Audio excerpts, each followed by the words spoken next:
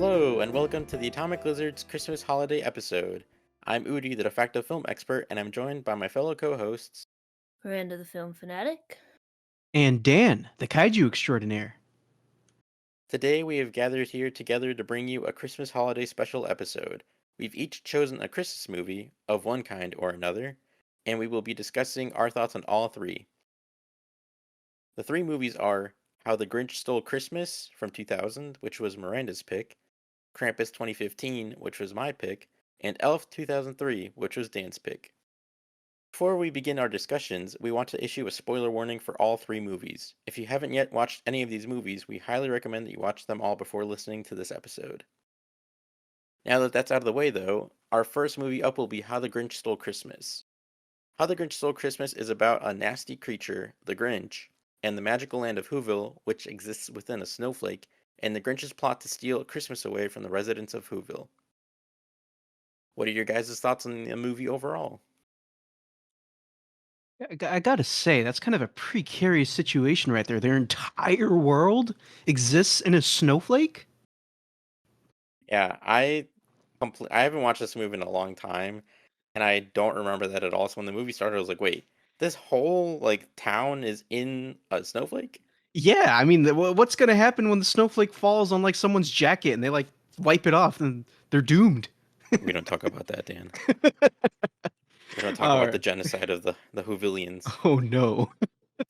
What is the Grinch anyway? Is he a who? What is he? He's definitely not a who. Oh, okay, so he's not a who. Yeah, no. He comes on a dark, stormy night or whatever they say. It's not stormy. So I will admit that this movie is kind of a guilty pleasure of mine. I know it's not an amazing movie by any stretch of the imagination, but I've been watching this movie ever since I was a kid. Me and my family, we love putting it on every single year. So usually around Christmas time, we're always putting this movie on.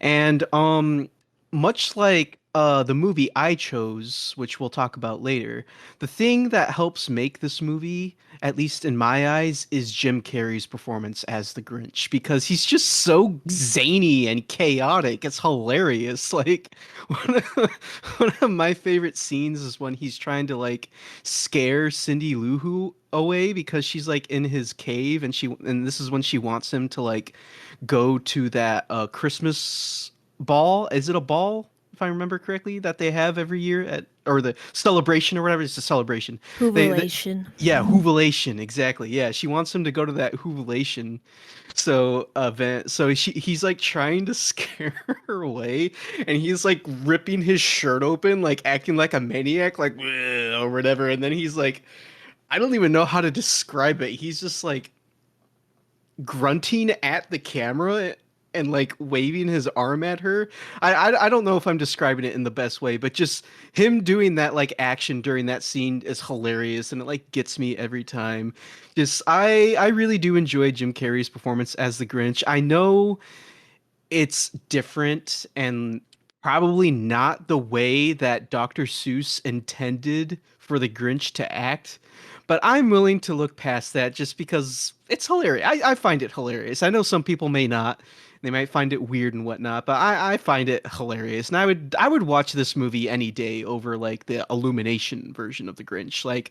I not to get too off topic, but I tried to watch that movie one time with my sister and I couldn't even finish it. I got up and left halfway through. So but I really like Jim Carrey's performance as I mean, really that's all I have to say about this movie because that's really what makes this movie fun in my eyes is Jim Carrey because other than that there's not much else to this movie. I mean, you got the little girl who plays Cindy Lou Who, which I mean she's all right, but it's the Jim Carrey show here for me, and it's what helps make this movie fun to come back and watch every year.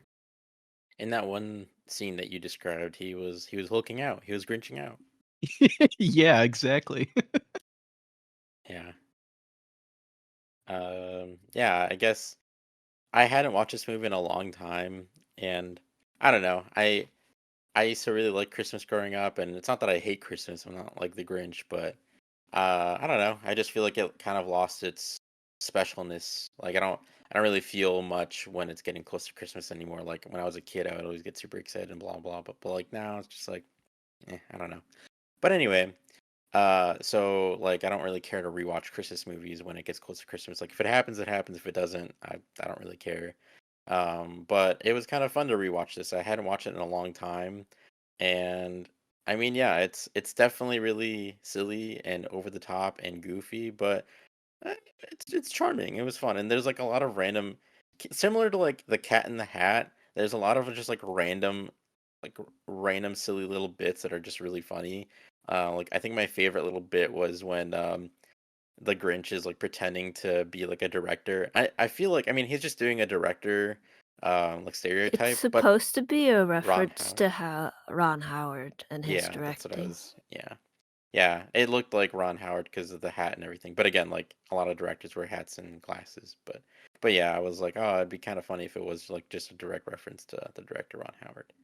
Um, but yeah, so that was really funny. That was probably my favorite bit. Um, and yeah, I feel like I enjoyed it more overall, and yeah, I got a good laugh out of it a number of times. The dog is cute, Max. I like the dog.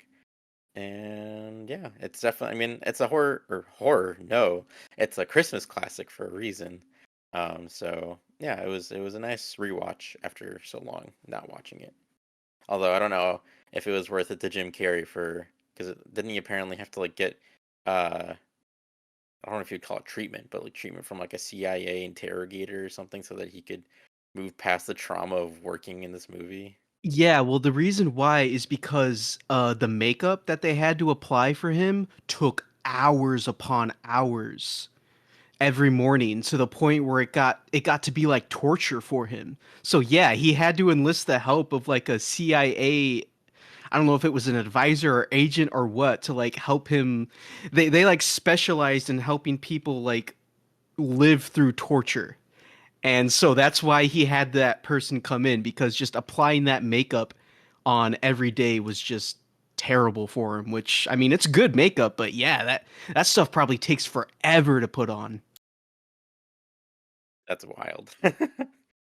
Yeah, I will say like it definitely looks like a movie, that is set around the time or like a movie from the era that it is from, but the practical effects look pretty good. I was happily surprised. But I mean, at the end of the day, practical effects always end up aging a lot better than any sort of digital effects, so makes sense. What about you, Miranda? Yeah, so this was my pick. I went through several different like options before deciding on this one, like Star Kids Black Friday and Star Kids VHS Christmas Carol. I even considered the Star Wars holiday special, but I don't know, I just wanted to pick something that was like well made, funny, and has that like Christmas spirit to it. Not that the other stuff I was gonna pick didn't. Although one's a ghost story, the other one's about someone destroying the world and whatnot. So, yeah, I went with this Grinch because, well, watched it a lot of times. It's very quotable. Like the plot is actually entertaining. Um, the new Grinch with Benadryl Cucumber, also known as Benedict Cumberbatch, is good. Um, Max is great in that movie, but it's a little different. This one's a lot more edgy, and then like you have the classic animated one too, which is really good, which is basically just like the book. And this one they kind of like expand on some stuff and they have like really cool practical sets. Like the Grinch's cave is like really cool. Like I don't know like what the like previs for all of that stuff was, but like I think they captured a very good sense of who the Grinch is and what he's like and how he lives in the cave. I especially like the part where he literally is yelling and the echo is echoing. He's like, "You're an idiot." I'd be like, "I'm gonna talk so quiet by the time my voice hits the wall and bounces back, I won't be able to hear it." And then it's just that, "You're an idiot" again. I was like, That's great. Um, there's just like little funny things, like him taking his socks off and them crawling away. That's really cool. Like they didn't have to do that, but they chose to. Um, I liked I like the fact that Cindy is like, well, I'm not really feeling the Christmas spirit. Like, what is the true meaning of this? And she wants to like actually include everyone and figure it out. So she becomes a little like reporter person. And she goes and talks to all the people in Whoville. And I really like the costuming, although very 2000s. It's quite dated. I think the Whovilation outfits, especially like Cindy Lou's family, um, with the picnic and the food, and like literally they have liquid on their heads in a bowl. Like, how did they do that? I mean, I'm assuming it's a bowl, then they put the liquid and then they put like a resin layer over it so then the liquid can still be liquid, but it's like really cool. I think this is probably the movie with the best version of the Grinch's song. It's very catchy. Um, and it's got like tons of good quotes, like "Solve world hunger, tell no one." Like they wrote the script to have the Grinch have a lot of good like one-liners, so you definitely get where he's coming from. And I mean, eventually, he realizes, hey, Christmas isn't so bad. It's about spending time with your loved ones, and that, it's not all just about presents, and that all of Whoville learns that. So that's a good message, I guess. More about family and friends and spending time together, and maybe less about the ponies or the neckties or the drums that you wish you would get for Christmas and stuff. Yeah, I wanted to comment earlier on when you were talking about like the cave scene. Hmm. There's there's a really good line in there that I enjoy and find highly relatable. It's like he's like eating like a I think he's eating a glass or an onion or whatever, and then he's like, Yeah. "Am I just eating because I'm bored?" And it's like, "Yep." I've Yeah. been there before. And then like a whole bunch of like you were mentioning like good one-liners. There's one part where like after he ruins the Hoovilation celebration, like he Mhm. goes to try and get a cab and like the cab like drives away in terror and then he's like, "It's because I'm green, isn't it?" Like that was pretty good. I love the fact that they're like, yeah, you know what this movie needs? A slow motion explosion shot. Yeah, Because, like, really. why not? Yeah. And the fact that it's a mini car is also very funny. Yeah, that too. I also like the scene, that one scene where he's like going through the phone book and he's like, hate, hate, hate, hate, hate, hate, loathe entirely, and hate. Like Yeah, double that's a good hate. moment. Yeah. It's and I think it works so well because of Jim Carrey's performance. Exactly. He's a Yeah. he's a very good character actor, and I don't understand how that is Jim Carrey, but then you look at the weird animated creepy Christmas Carol and that's Jim Carrey, but then you look at like The Truman Show. It's like or like Dr. Robotnik. They're so distinct and yet he's very consistent in how he performs a character. It's pretty cool actually to see. Exactly. And that's just a testament to the talent that Jim Carrey has. Mhm. It probably really did suck to get all that makeup on, though. I mean, obviously, it did suck based on what you Yeah. guys said earlier. Like, I think it takes them like 6 hours for them to paint uh Gamora, what's her name? Zoe green. So I can't even imagine what it's like to wear the Grinch suit. Like, Yeah, really. Well, you said it took about 6 hours for them to paint Zoe Kravitz green. I think I remember hearing at one point that it took about 8 hours I for don't the think it's Zoe Grinch. That's Kravitz. Zoe Saldana. Oh, Yeah, Zoe that's the other Saldana. Yeah, Zoe. Zoe But not Kravitz is Catwoman. Okay. yeah, but not to be confused with another Zoe, Zoe Oh, jeez. Deschanel, who we might talk about later. Yeah, but no, Lots of Zoes. I think it took around like 8 hours for Jim Carrey to get the Grinch makeup on. So like, geez, like that sucks. Can you imagine instead of working all day, you have people painting and putting stuff on your body for 8 hours straight while you just kind of sit there? Not only that, but Nothing. you probably have to get up like super early too, because you got to get Oh ready yeah. before the shoot. It's just, oh God. Probably Like, like really like sweaty and itchy and yeah. And like, stinky. man, it'd be cool to be an actor, but like to have to go through that, I don't know.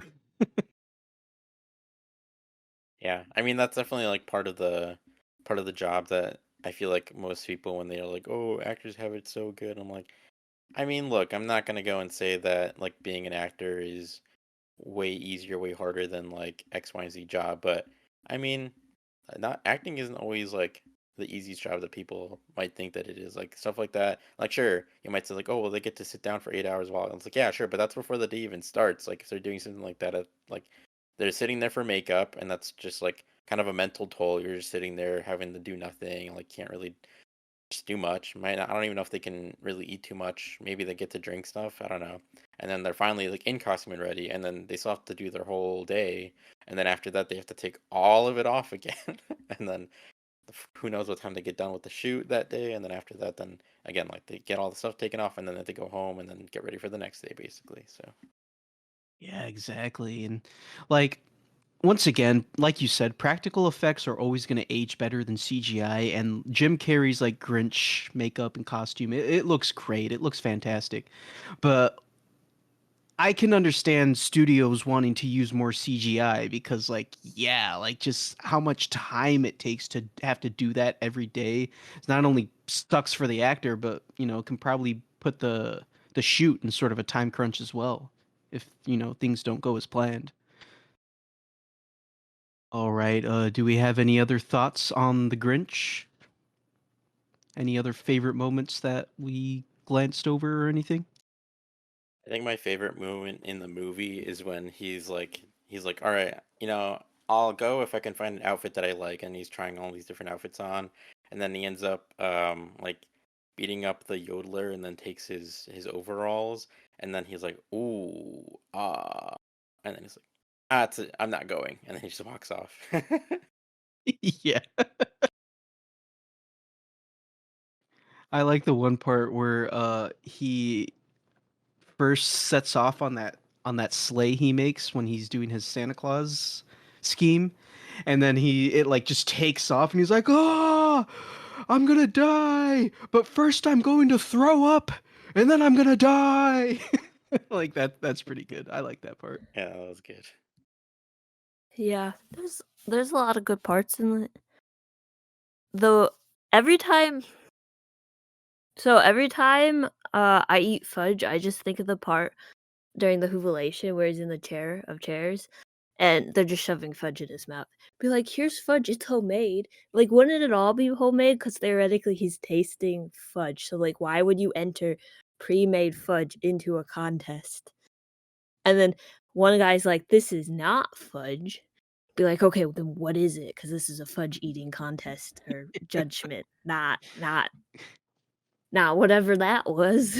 And they're just like all just shoving it in his mouth, and like the Jim Carrey just like, like Yeah, that like part, that part's pretty good too. Although when I was a kid and I was watching that, because some of the fudge is like yellow, I always mhm. thought it was cheese. Like they were Yeah, shoving cheese in his mouth. I think that's "this isn't fudge." You know Like, what? You're probably right. Yeah. what is it? Is it marshmallow fluff? Why is it yellow? Is it banana flavored? It's so It's many questions cheese. that will probably it could be cheese. He did take all of well, I guess this would be after that, but he did take all of the food, not the crumb is too small for even a mouse. He did take every can of Who hash, that's for sure. Yeah, and the roast beast. But, I like the fact that they, keep with, like, the rhyme scheme, of, like, the book. Obviously, I think they're taking some lines directly from the book. It's been I don't even know if I've ever read the original book, but, like, they take, like, the rhyme schemes and they still keep up with it, even if it's, like, new dialogue or, like, even if it's just the narrator. Like, I like the fact that the narrator will say something and then the Grinch will finish, like, the narrator says that the Grinch says this, and then the Grinch literally it cuts to him saying it. Like, I think that's an effective tool to blend the narrating with the story, because like, narration can be really hard in films. But I guess this is an outsider narrator and not, like, a inner narrator, I guess. So, they blend it very well. Yeah, I agree. Back in college, I wrote a whole essay on this movie about his personality, the Grinch's personality. Yeah. Nice. Yeah, he uses a lot of defense mechanisms like repression and, some other ones too, like it was very interesting to, like, look at this from a psychological personality, psychoanalytical view. Like, he acts out, um, he represses his memories from his childhood, like, he projects his feelings onto the Who too, so it's it's really I really like doing psychoanalytical analysis, on films, so if you ever are bored, I recommend doing some of that to characters in films and stuff, because 'cause you'll be like, "Oh, that's why that character is doing that, because he's using this defense mechanism," or, "Oh, he has this personality type that coexists with this other thing." But yeah. Not, not gonna lie, the thought of doing like a psychoanalysis on like Jim Carrey's Grinch is, I don't know why, but that idea is just really funny to me. Yeah, it was for my psychology class, my personality psychology class, but, like, I used a lot of the film critique, analysis that, I learned from my digital, uh no, not my digital, my media criticism class. So we learned about different types of, like, analysis, so you have psychoanalytical, narrative, formal, etc., etc. So, if you ever wanna read my paper, I can send it to you. Sounds good. Very, so very nice. do we have any other thoughts on the Grinch? Did anyone find the Grinch scary like when you were watching this as a kid? I think at some points I did, but only like during like certain like little scenes. I don't remember. I was scared of everything. I was scared of Gremlins, Beetlejuice, Jurassic Park, so it's possible, but truthfully, I really don't remember because I've just seen this movie so many times. It's like literally the one we would watch all of the time. Like, I was gonna say all three of those movies that you listed, perfectly acceptable to be afraid of those as a kid. yeah, dinosaurs terrifying. Watching Beetlejuice by yourself in the dark while everyone's asleep, also terrifying. The Grinch, apparently not. So I don't know what that's about. I feel like the first couple of times that I watched this movie, I did find him kind of creepy. Like not always, because especially like he gets really silly in moments, so Mhm. like he's kind of endearing. But I do remember feeling kind of uneasy about him the first few times I watched it. But I mean, I don't know if I've said this story on the podcast before, but by the time I was 4, I accidentally watched the first original Exorcist. So you can't really Hmm. get scarier than that. That is Yeah, an no age to kidding. watch that. Don't Seriously. think that's the right age though. Probably not. I mean, I guess maybe that would explain why you like horror movies. Well, I mean, I guess I didn't really like them at that age, but Well, no, but I got the exposure early on. So like, The Exorcist was pretty traumatic, and then like the first Child's Play movie scarred me. Um, but other than that, I mean, yeah, I guess I mean, I from a young age, I was very uh, I liked horror movies a lot, so I guess it makes sense. uh but I totally get your like I totally get you saying there's an uneasiness to him because there's definitely an uneasiness to him. He he's definitely got odd vibes going on. Like I wouldn't want to hang out with the Grinch. You don't want to be like, um, Cindy, that's her name, right? Yeah. Yeah, you don't want to be like Cindy. Yeah, I don't think I'm climbing up a mountain to go talk to him. Phone call, sure, but climbing up mountains is difficult. You know what I never got? I never got the moment in the movie where like the Grinch is pretending to be Santa Claus and he's like hiding behind the Christmas tree. And then there's literally at one point where he shows his face to Cindy and she still thinks he's Santa. It's like, I mean, I they don't know make what your this. idea of Santa is, but he looks a little too green and hairy to be Santa. I mean, they do use like the fake snow on the tree to like suggest he has a beard and block some of his face out. But he's still green. I mean, yeah, but she's a small child and it's the middle of the night, so I guess. yeah. I did think I never noticed this before, but I mean, again, the last time I watched this, I was probably a child. But I did think it was funny during that scene. I was like, Cindy, do you not see his arms? They're green and hairy. That's the Grinch. But I mean, again, like Miranda said, I mean, it's a little kid. It's a kids movie, and I'm not gonna read that much into it. I just thought it was kind of funny. I'm like, doing a pretty good job of selling this. So like on the other side of the snowflake, is that where the Grinches live?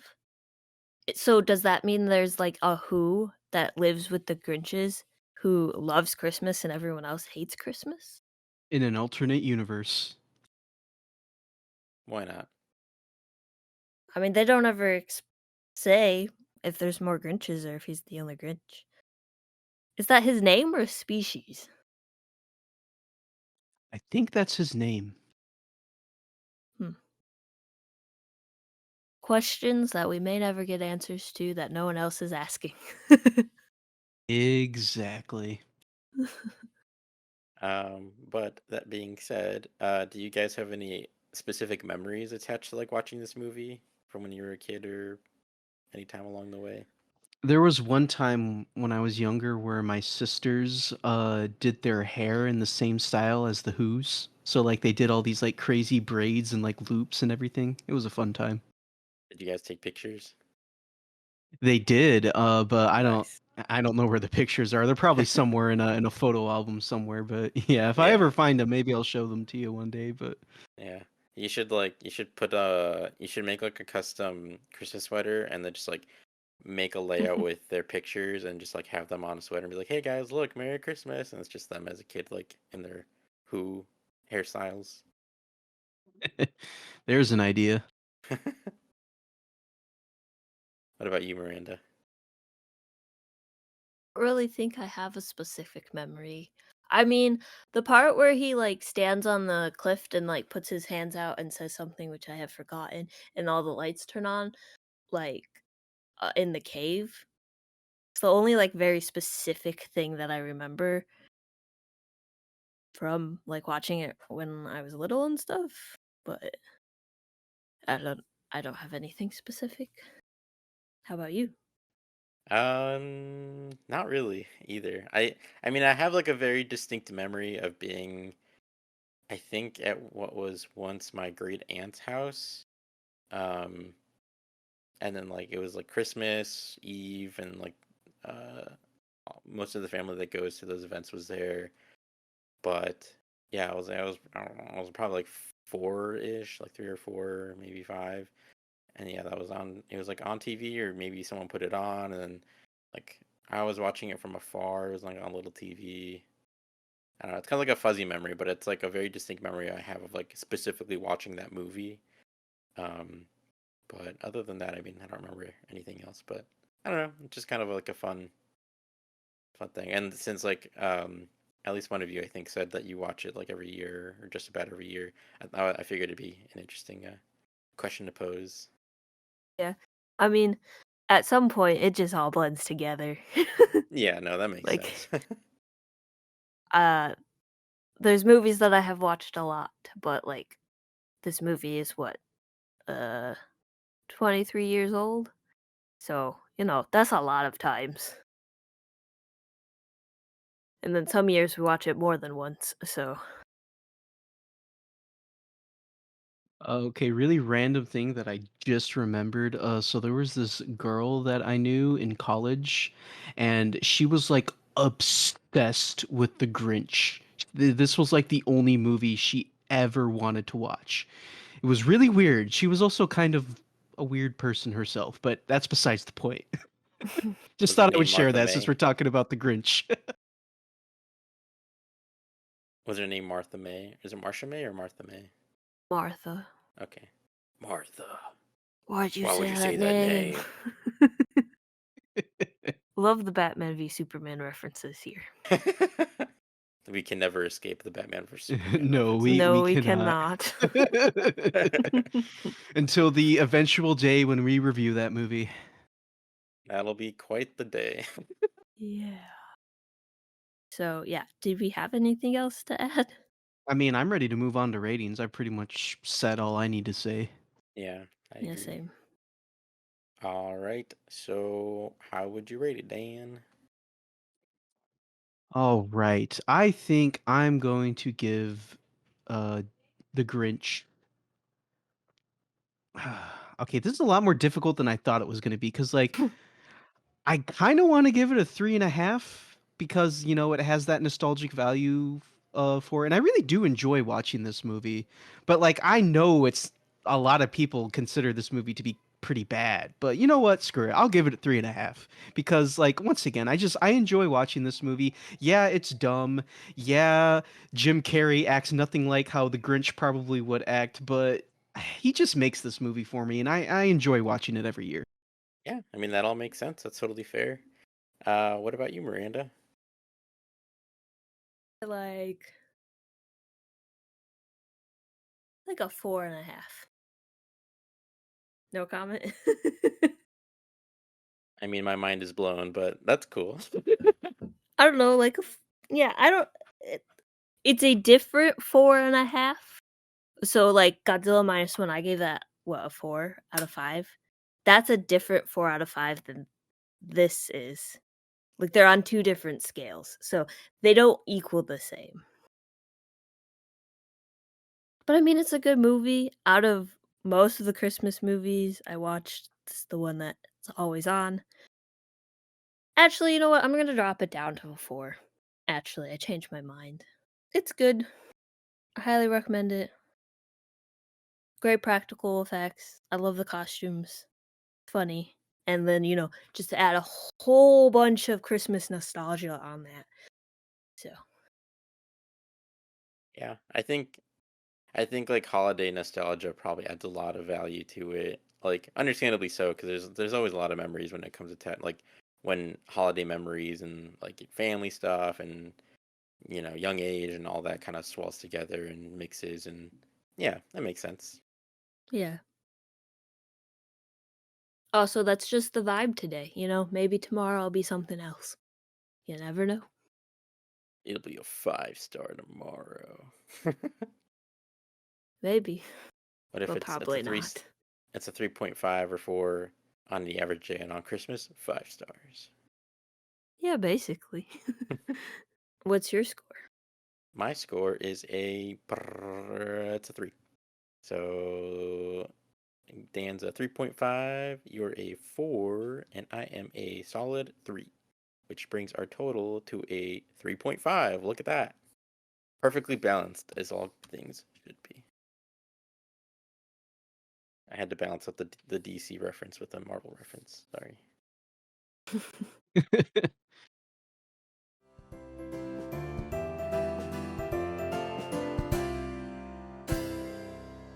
So next up in our discussion is Krampus. This is a 2015 horror comedy by the director behind Halloween cult classic Trick or Treat, Michael Dougherty.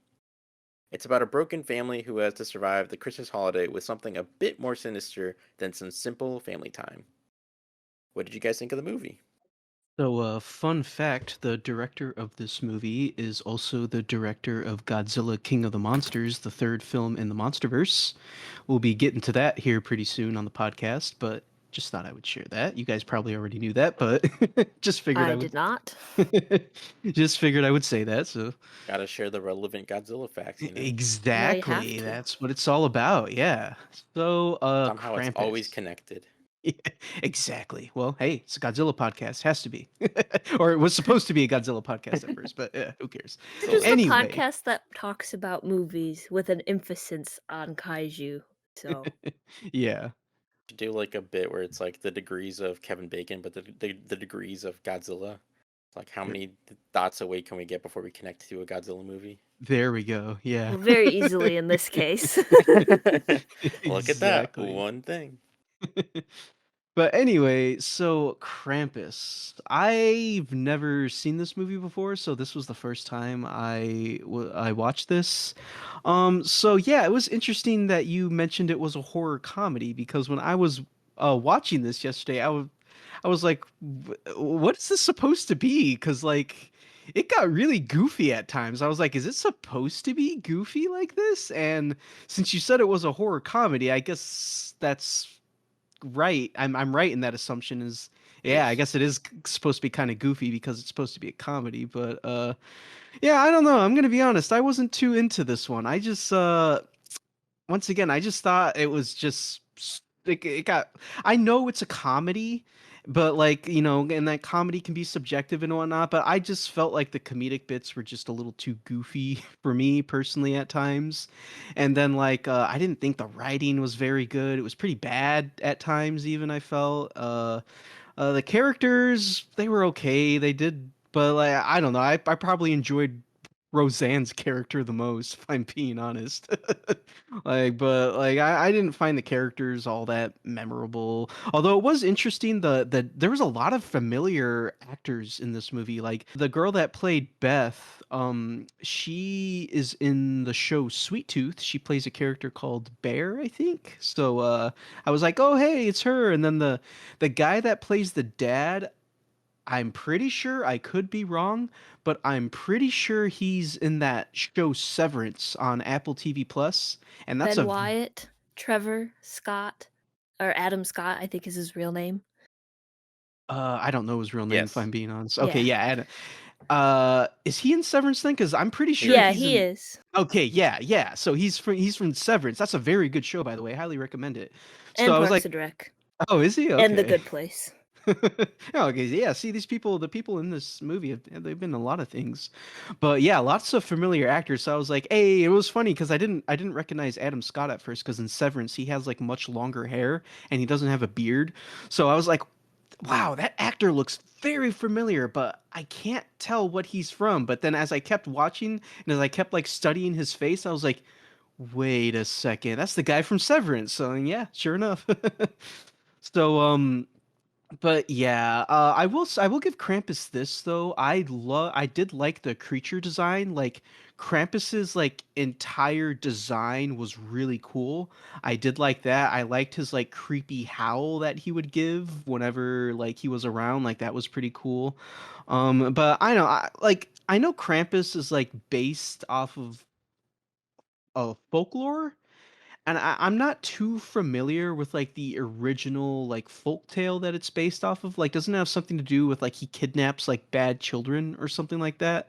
I'm not sure, but with this movie, they just turned him into like, ooh, he's evil Santa Claus, and I was like, really? He's just an evil version of Santa? Like, I don't know. I wasn't really that into it, but oh well. I mean, what can you do? I wasn't too into this movie, but there were stuff that I admired, like the creature design, and there were a few scenes that made me chuckle, and I did kind of get a kick out of like the evil gingerbread men that showed up during one scene, like that was kind of funny, so I did enjoy that. But other than that, I wasn't too into this one. Fair. I mean, I don't know. I I don't have like I don't have like any expectations when it comes to like holiday themed movies. More specifically like Christmas themed movies, like they're always really cheesy and silly and usually not great. So like I just any sort of quality, I don't expect anything. So I don't mind this movie, but I can understand. I mean, I feel like especially you not knowing really what it was, you didn't know if it was supposed to be funny or not. I could see you not really knowing how to take it at face value at first, so that's fair. I did want to clarify, because you said this and I was like, what?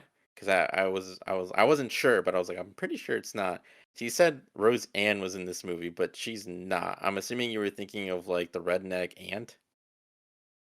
Yeah, who is that actor? That's Conchata Farrell or Farrell, however you would say that.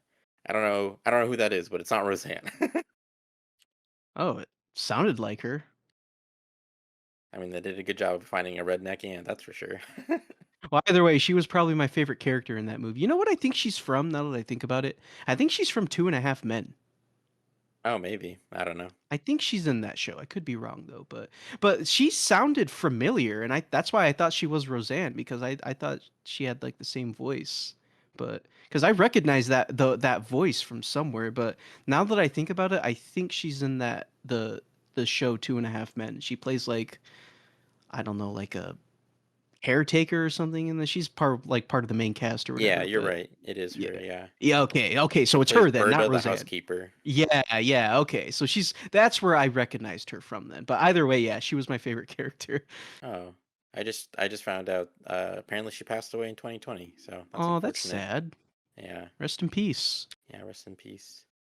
Um, I guess looking at her filmography, I'll read off a few of her like bigger, probably more well-known projects. Apparently, she was in Edward Scissorhands, True Romance, the movie Network. Wow, that's crazy. She was in Frankenweenie, Aaron Brockovich, Mr. Deeds. And I think those are like the most of the main like higher profile movies. Quite the filmography. I just want to say one of my favorite moments with her was when I think she agrees to like watch the kids for a little bit and she's like, I'm gonna teach you how to make peppermint schnapps or something like that. Yeah, that was pretty funny. What about you, Miranda? What did you think of this movie? Mm, a decent movie. I did watch the kill count beforehand and watched Amanda the Jedi's review on it just because it's like technically a horror movie. I didn't know what what I was getting into for this viewing. So I did do some prep, so I kind of knew what was going to happen throughout, but yeah, it's a pretty decent movie. I mean, I haven't watched many horror Christmas movies. But I wrote some notes.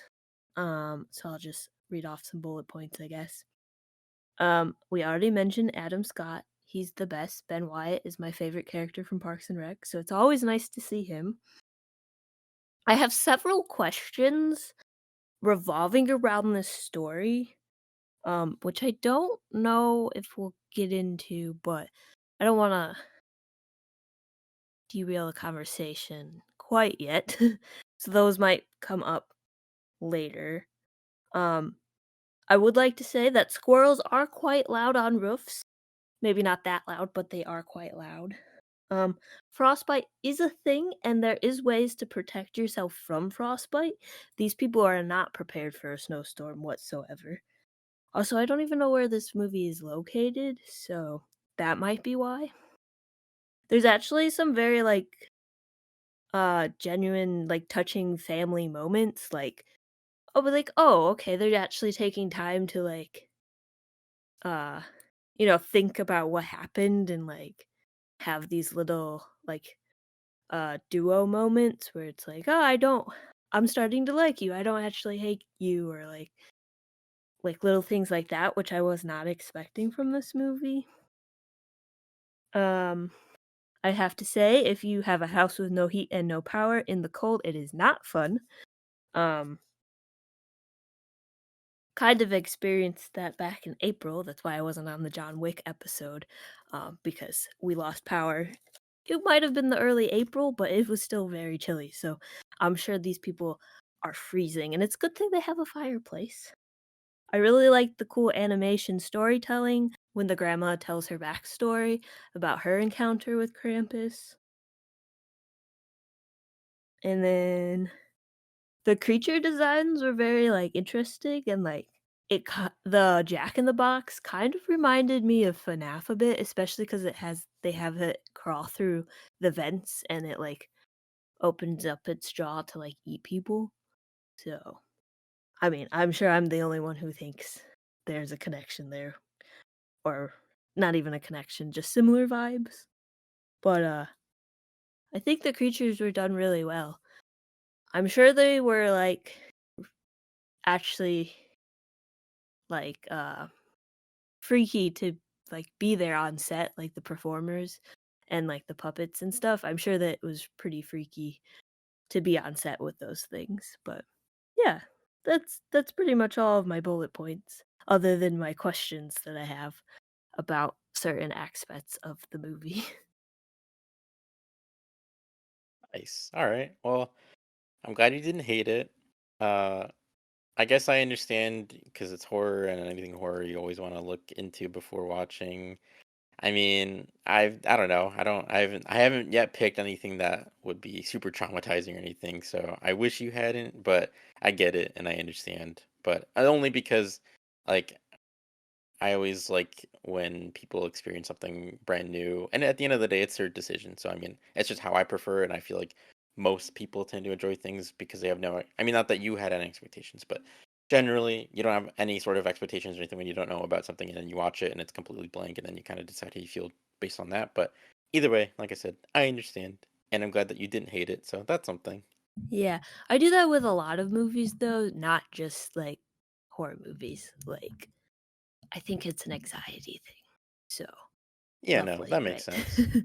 But I don't think it really took away anything. I mean, other than like the ending and like the twist, because a lot of the times those things are like just the snippets of the thing. You don't actually get the full story.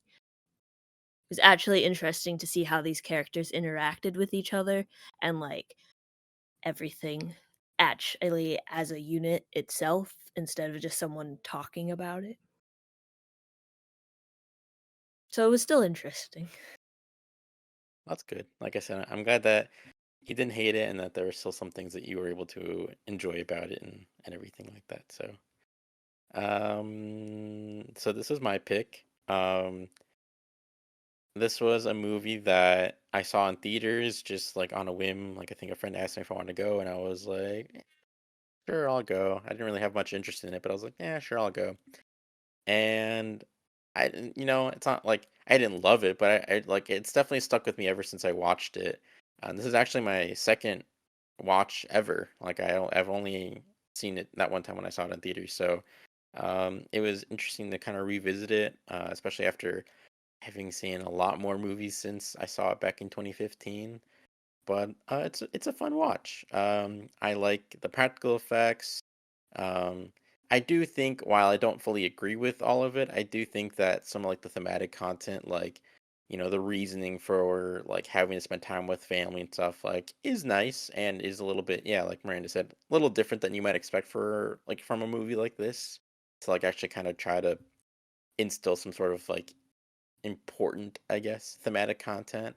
But yeah, I don't know. I'm of the camp where if there's family that you don't get along with or that, you're just don't like, yeah, you just basically don't get along with and you don't really like, I don't kind of see the point in making yourself like forcing yourselves to be together because you're just not going to be happy, you're not going to enjoy it. But that's just my opinion, and obviously if you do, more props to you, and hopefully it leads to some good times and good memories, but that's besides the point.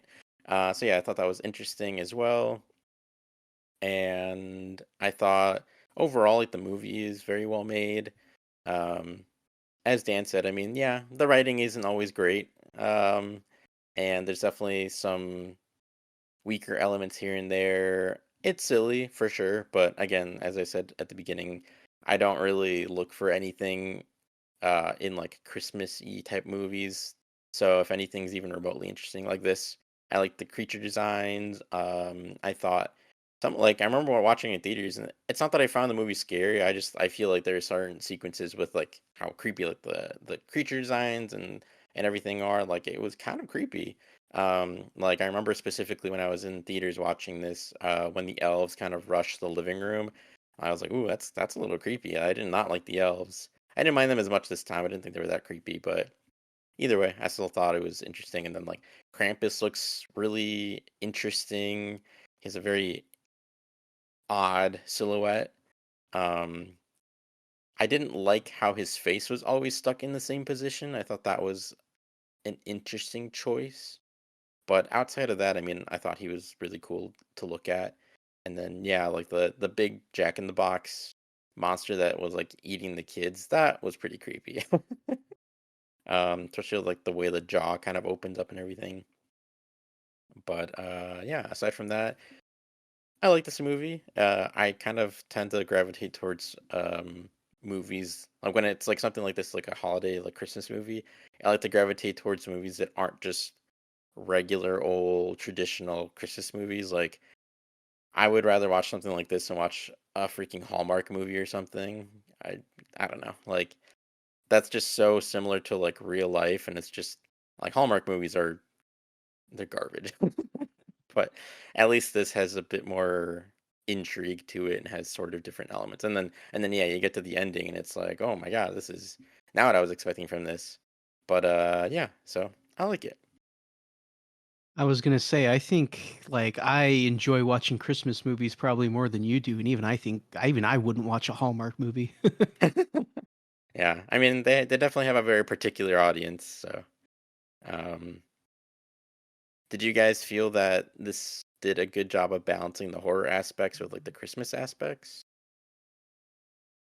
Uh, I mean, yeah, I guess. I don't really feel like the horror aspects like overtook the Christmas aspects to the point where it didn't feel like a Christmas movie. Like the whole time I was watching it, like even when the quote unquote like, horror scenes would happen, I would, I still felt like I was watching a Christmas movie because, the enemies at least, or the enemies, the creatures at least were somewhat Christmas related, like the evil gingerbread men and like, the Jack in the Box is like a present you open and whatnot. And then, so, I would say, yeah, for the most part, I felt like it balanced out pretty well.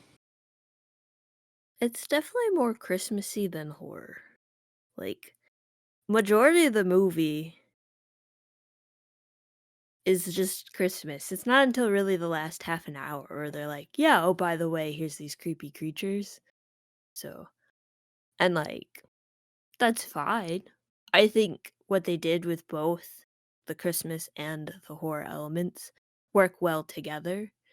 It's just I feel like it's kind of majority Christmas and than horror.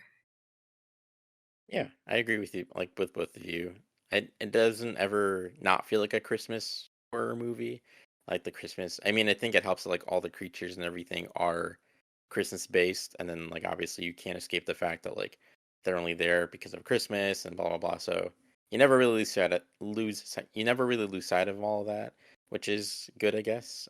I will say that I was surprised that they showed off Krampus so early. I remember that being like a big thing when I went to go see it in theaters because I feel like a movie like this, they kind of build it up to like a reveal. But now, like literally, the first creature you see is Krampus, and it's like right away. You don't then see him for a while, like a full blown reveal. But I just thought it was an interesting decision to show him off so early, and then kind of hold off on like a full blown, like up close proper reveal. But yeah, aside from that, I agree. I think it does as good of a job as you could with like a this kind of like silly, campy horror Christmas movie. I Um, oh, I was sorry. just gonna say real quick, I can respect it when like monster movies or creature movies or I know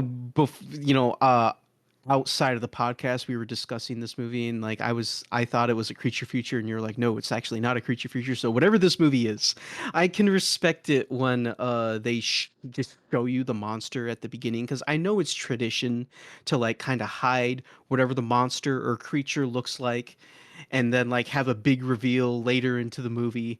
But I have respect for any studio. It's like, you know what? Screw that. Here's the monster right here at the beginning. I guess after having it watch it now, would you consider this a creature feature? That's a good question. Like I know for me, I wanted to temper your expectations because I didn't want you to go into this only thinking it was like a regular old creature feature and then be disappointed that it wasn't. Because to me, like yeah, it kind of rides like a line where it's like I guess it could be, but like I'm not sure because it's not like a traditional. creature Yeah, I feature. was gonna say because when I think of a creature feature, I think of like just one monster, like going after everyone, like Alien or something like that. Uh, I wouldn't say this. I wouldn't say that this is a creature feature personally. I feel like because like Krampus isn't the only like monster. There's like other like elements or not elements. There's other like creatures, monsters in this movie. Like there's the gingerbread man, there's the Jack in the Box, there's the evil teddy bear. But um if it was like just Krampus like terrorizing this family at their home and like picking them off one by one, then I feel like it would enter creature feature territory more. But I feel like with all the other like stuff that's going on, to me personally, it didn't really feel like a traditional creature feature. Okay. Well, yeah, I agree. I feel like yeah, that's why I didn't really want to I didn't want you to go in with those expectations. Cuz like, ooh, like what if he likes it even less because he's expecting that and it's not really that. So, okay, yeah, I agree. Do you feel like if you had watched it thinking it was a creature feature, you would have been more disappointed in it or like liked it even less cuz it's not really a creature feature? Possibly, yeah, because like I've said before, I love creature features, so like I probably would have went into this thinking, okay, it's gonna be a movie. Krampus is gonna terrorize this whole family, and then yeah, that's not what I would have gotten. I don't know. Yeah, that might have affected my expectations a little more, but who's to say? You never really know. True, that's true. But Miranda, I'm curious to see what your questions are because you mentioned you had questions before. So, what are lay 'em on us? What are your Okay. Yes, I have remaining some. questions? Um, well, this is a production question. There's several. Uh, so first question, production question. What did they use for snow? Because I don't think that's real snow. Could I have Googled this? Yes. And got my answer? Most likely. But that's one of the questions. Um, and now more of a story question. Yes. So now for like a story question, does the whole family have to stop believing in like the Christmas spirit or like everyone in the world? Because like like someone is always believing in the Christmas spirit, so like that doesn't really make sense if just is the kid the last one to believe in Christmas? Like, or is he just the last one in his family to believe in Christmas? But then what about the baby? At what age do you have to start believing before Krampus is like, nah, I'm gonna kidnap you? Also, what if you don't believe in Christmas in general? Like, what if you don't celebrate Christmas? Are you just safe from Krampus? Also, I think it's a German folklore myth thing, right? So, like, would Krampus come after you if you're not German, or do you have to be German for Krampus to come after you? And also, I thought it was just like he kidnaps, like bad boys and girls and not the whole family. Also, is it a snow globe inside of a snow globe? I'm gonna be honest with you, Miranda. I highly doubt the writers put any thought into any of the questions you just asked. So Oh, I'm sure these are questions that no one has asked and I will not get answers for. Seems like that's a theme today. I mean, I'm sure some people have asked these questions, but you would have to probably ask the creative team to get definitive answers. Everything else is just speculation. But I did That's try to true. quickly look it up while you were asking your questions, and I didn't get a definitive answer on the snow. I'm Mm. assuming it's just what they usually use for snow, but I don't Well, know. sometimes they use well, they s- they did not use asbestos for Wizard of Oz. They used something else, which was still bad, but not as bad as asbestos. But then they also used like potato flakes, and then had a for like Home Alone. So like, I would love to know the evolution of fake snow, and I assume a majority of it. Well, they're definitely CGIing their breath in, so that they at least care somewhat to, like, do that. Because there's other movies that take place during winter, and they're just like, "Whatever." We're not gonna do that. But I don't know. It's just an interesting question that my I'm cer- brain must know the answer to, but it sucks that you couldn't find anything in the quick Google search. I'm certain that it's not asbestos anymore. Oh yeah, no, But definitely not that.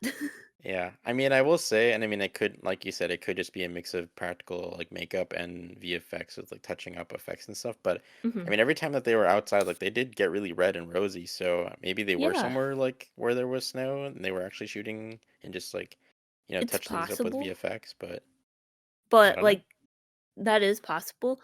Like the 5th Star Wars movie, they uh they were out in real snow for like the Hoth scenes. But like I think they did a fantastic job at the makeup to make them look all rosy cheeked and like cold and like frost and stuff in like their faces and stuff. So I think they did a good job at portraying it was cold. I'm sure it could have been cold, but like even if it wasn't, I did like that in this movie. I guess they shot at least principal photography for this movie was in Wellington, New Zealand, and Oh, I know that it can get kind of cold there, so maybe, but I would not have expected it. I would not have thought that this movie was shot in New Zealand at all. So that's kind of cool. definitely not. Yeah, same. That's surprising. But what was your second question before you asked the snow globe one? Um oh, it's is it does Krampus like Oh, like come the based on family, right? If the kid is the last one in that family to believe, right? But the grandma says that she believes it's what you like believe in your heart, not what you do or whatever, right? So what if she still believed? Would Krampus or does she not count because Krampus always has already visited her? yeah, maybe she Basically, doesn't count. yeah. Basically, is it per family the last person who stops believing, or is it a worldwide thing? Because if it's a worldwide thing, like every someone out there in the world is always believing because there's kids who believe in Christmas and Santa Claus and stuff. I'm fairly certain it's a family thing because, like, even though you see him going after like other people in the movie or whatever, other households, like at the end of the movie, it's just one snow globe. So I'm assuming it's like a family by family basis. Or maybe it's not, or maybe it's just like every, when he comes to visit like a neighborhood or something, it's like a multiversal thing, like him arriving branches his timeline into like a separate non-main timeline, and then it's just like that, that timeline and whatever, and then the main one is unaffected and it's just like a regular Christmas or something. I don't know. Be That's just kind of how I came to think of it, because like otherwise, yeah, I mean, it wouldn't make sense. Plus, again, like at the end, the snow globe is only just their house, so I would think it's pretty self-contained. yeah. Like but like if they all die in the real world and they get set there, what happens in the real world of that house and that family? Do people just forget they exist? Maybe they just vanish. I mean, people vanish, and then you might worry, but if they vanish, there's nothing you can do. Yeah. I don't know. These are I'm not expecting any answers on these questions. Yeah. I also like what Dan was saying. I feel like they just took inspiration from like the traditional folklore and just wanted to make their own story. I don't really think they were Mm. trying to tell a folk lore accurate. Uh, No, they were not because like I said, they literally just made Krampus evil Santa Claus. Like that they yeah, literally explained that's what he is. So yeah. Like they did kind of make their own lore, which is interesting. But I mean, yeah, it's different from like the traditional like folk tale. Mm. I meant to look up the real like folk tale, but I did not. I mean, Um I could be wrong, and this might be a different thing, but I want you were right. It is German, just to clarify that. But okay. I want to say that yeah, he would like punish the kids and or like spank the kids or something like that. I don't something like that. I could be Hmm. totally wrong. That's my vague memory from like learning this folk tale as like a third grader or something. Yeah, I was always under the impression that he would kidnap, like take naughty children away or something like that. Or is that the Baba Yaga? Now that I think about it. John Wick Yeah, John Wick. or a different Baba Yaga? Well, no, Baba Yaga is like an actual like. Yeah, I know. Oh, okay. I was making a joke. Well, Well, trying to. I got your John Wick joke. I did get that, but Oh, yeah, okay. So, like, just a brief synopsis of the difference between Santa and Krampus from Britannica.com. The creature and St. Nicholas are said to arrive on the evening of December 5th, Krampus Nacht slash, or like AKA Krampus Night.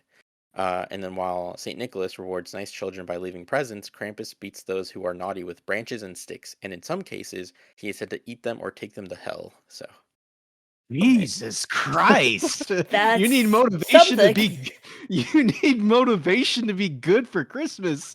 Other than getting presents, there's your motivation right there. German kids really be traumatized. Yeah, seriously, holy crap. So nothing about a snow globe though. No, I mean, again, that was definitely more of just like a movie thing. That was interesting. Okay, so here's my question then. Did the family all other than the grandma obviously, did they already all know about Krampus? Because I kind of got the vibe that when everything was going down, they knew what was happening. No, I think it was just the grandma, and then I'm assuming Adam Scott's character, like the dad, because he's like her son. I'm assuming he also knew about the story, because like once these things start happening, and everything, like he kind of starts, I feel like, putting it together, and then obviously after, uh, what was her name? Omi, I think. I think. Yes, Omi. Omi, the grandma. Um, like once she tells her story, like I feel like he's like, okay, yeah, it is kind of what I thought, and then he kind of adjusts. And I think everyone else is just kind of acclimating to like, oh my God, we're being attacked by monsters and or creatures or beings or something. So they were just like on alert, but I don't think they were aware of like what was actually happening outside of Omi and maybe the dad. Well, okay, well, yeah, because there were just at times when I feel like some of the characters knew what was happening. Like I remember there was one line in the movie where I think the mom is talking to Adam Scott, and then she's like, "So did you tell Mike? What's the name of the son? It's Mike, right? Max. Max." And she's like, "Did you tell Max yet?" And he's like, "No, not yet," or whatever. And it's like, what are they talking about? Probably the sister's missing. That's what I thought. I don't specifically remember what line you're referencing, Dan, so I can't comment. But yeah, I don't think it was that, like you Well, were then what the saying. hell were they talking about then? Because that's never brought up again. Tell him what? I'm pretty sure it's the fact that his sister's missing. Like, have you like? I think that's what it's supposed to be, because she's missing like the whole movie, or presumed dead. I mean, I guess, but I feel like that plot point was kind of pretty much long past at that point. But it could I be mean, it. I don't know. I've only Like seen it once, so like I said, I don't remember which part specifically you're referencing, so I don't know. I'd have to like rewatch it. Well, not the whole movie, but like rewatch that part, so I would be like, oh yeah, but I can't quite place from what you said where it is. But anyway, um, Gosh, pay more attention, Udi. I'm just kidding. I'm sorry. Next time we'll watch it together, and then I'll be like, Dan, where are your problem points? Yeah. I'll write notes down.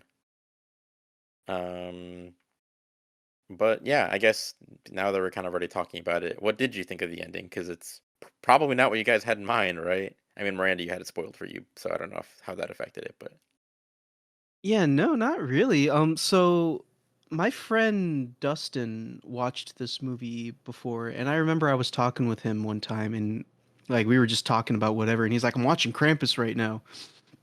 And then he told me about the ending, but he told me the ending was like about the multiverse or something like that. So that's what I was expecting. But that actually was not what I felt like happened. Instead, to me, it felt more like, oh, the family's trapped. Like they're just trapped in this snow globe now. Like I didn't get any hint of the multiverse there, but I don't know, maybe there was something there that I wasn't paying attention to that I missed. But that's what I kind of got from the ending. But the ending was cool. I will give the movie that. Like you said, it's not what you're expecting, and it's different. It's something that's like, oh wow, okay. Like it's a neat little like, I guess, quote unquote twist ending. I like it. That's good. I'm glad you liked it. That's for because yeah, like a twist like that could really probably either like hit with you or kind of resonate with you or just not hit at all. So I'm glad, you didn't dislike it or hate it outright. I did. I had a totally like I remembered the movie ending with snow globes, but I remember the shot being completely different in my memory from seeing this in theaters. I remember it just being like a full, just like a shelf with like just like snow globes like stacked side to side to side to side. So then when I got to the ending shot, I was like, wait, what? And then I was like, oh, I mean, there's a lot of snow globes all over like Krampus's workshop, but it's not how I remembered it being. But I mean, I think there's just many different interpretations you could take with this because it's different and it's unique and there's certainly not a definitive ending here. But I guess one interpretation you could take is that in a way, like not necessarily they're in hell, but like they're trapped in their snow globe as punishment for losing the spirit of Christmas forever, and like that's their punishment. So Like a purgatory? I guess yeah, because it kind of makes sense with like everything that happened, and then like they did get thrown into a pit of fire, and everyone else was kind of trapped or killed or something. So I mean, it makes sense, I guess, at least to me. But I mean, again, like there are various different ways you could take with this interpretation. So, but what about you, Miranda? Ending's interesting. Uh, and yeah, the kill count and stuff did spoil the fact that they got trapped in a snow globe. Um, but even without that, like just watching it, nothing ever suggests that they would be trapped in a snow globe. Other than the giant snowstorm. So like, I assume that's what happens the moment he stops believing.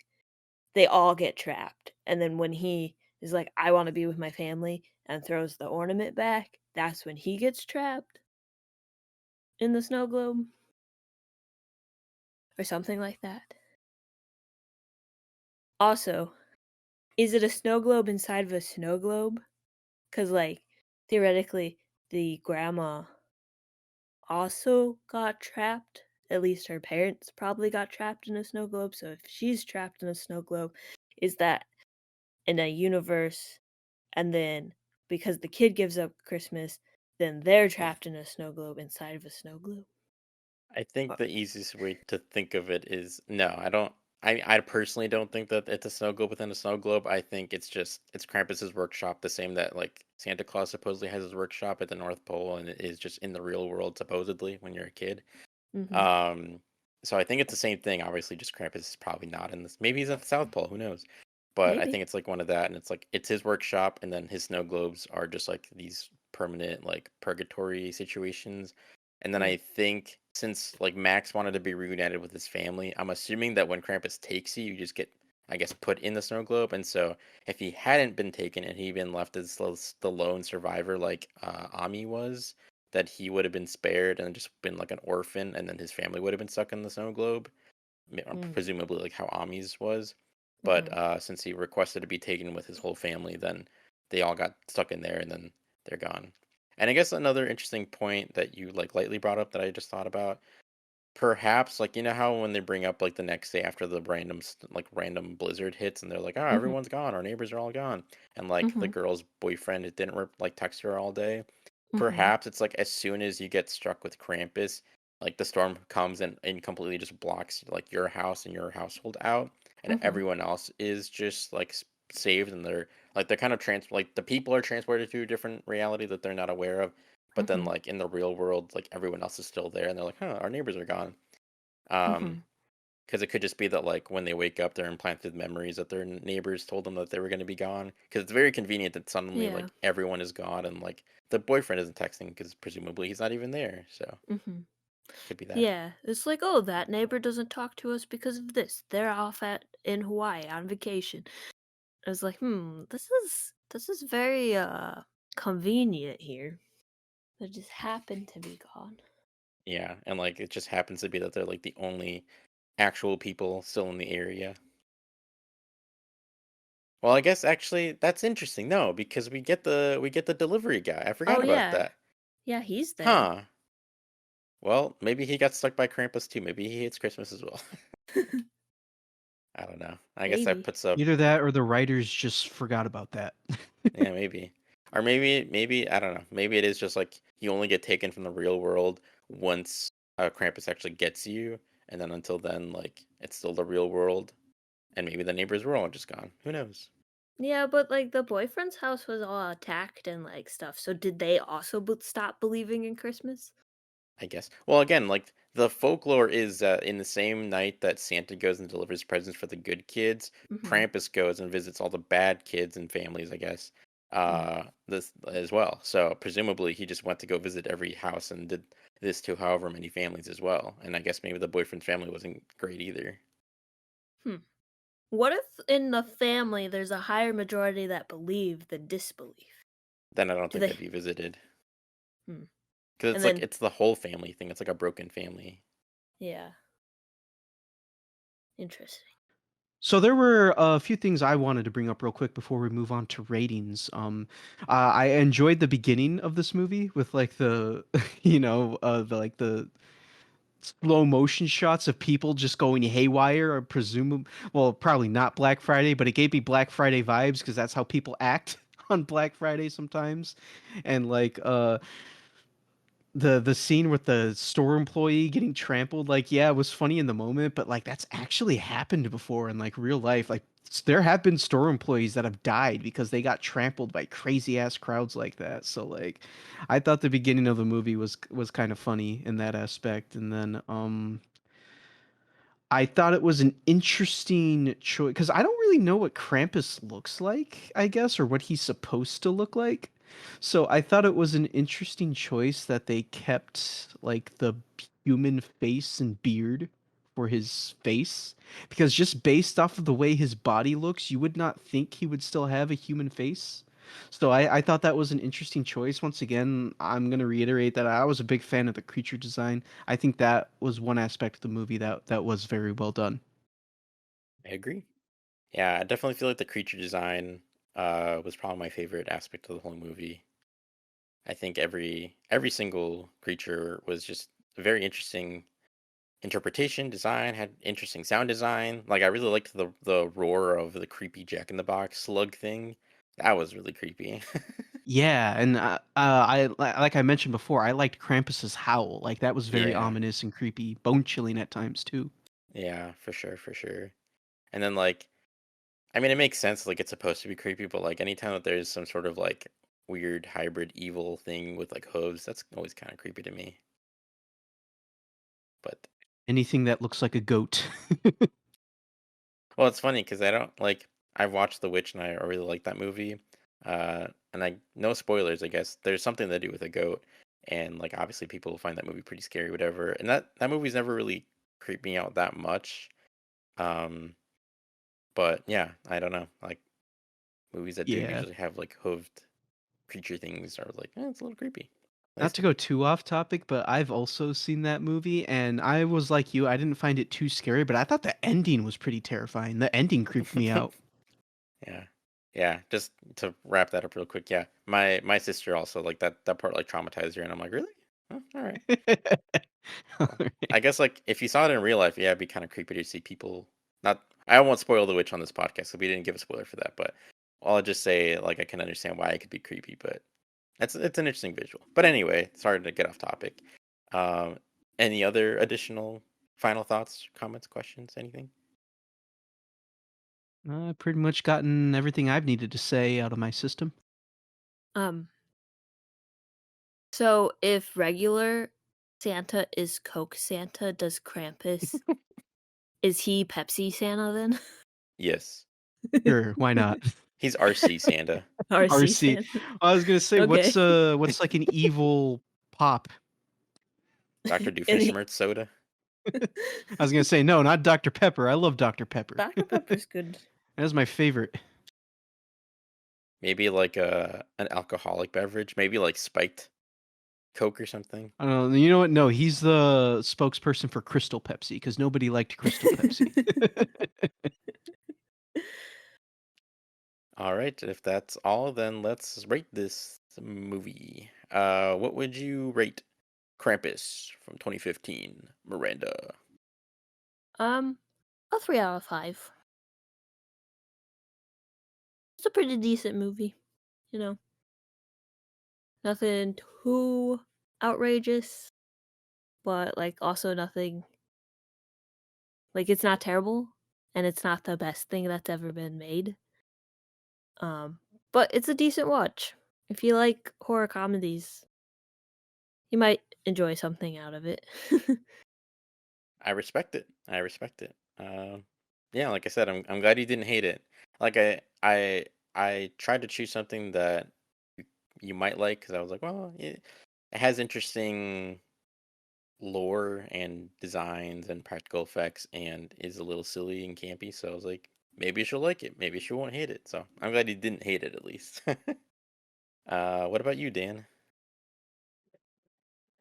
All right. Well, I just really wasn't into this movie that much. The humor, well, I did laugh a couple times, just didn't really vibe with me all too much because I just thought it got too silly and too goofy at times. I thought the writing was pretty bad, and then characters would do things that didn't make any sense, and then they would bring up plot points like that one that we talked about earlier, where like they they wanted to tell Max something, but they wouldn't say what it was, and then it's never brought up again. And like Miranda said, it could have been about the sister being missing, but I just felt like that just wasn't explained very well at that.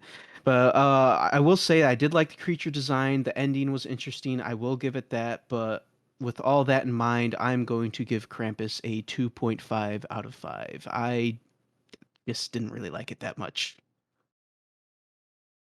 I didn't hate it though. Like it's not like I didn't think it was an awful You movie. hated it. No, yeah, you're okay. I feel like this movie really does average around like a 3, so that's fair. And like you said from the get go, you didn't really like it that much. Like you, it was fine, so that's fair. All right, and for me, I'll give it a 3.5 out of 5. Yeah, I mean, I like this movie for like being like a Christmas kind of movie. I just again, I like that I like subversive things. So like I like that it's like a quote unquote Christmas movie. It's set around Christmas, but it's not a traditional, whatever Christmas movie. So yeah, and we've talked about this to death, but like love the creature design, thought it was interesting, and yeah, so 3.5 out of 5. So it's a 3 out of 5 for the Atomic Lizards podcast.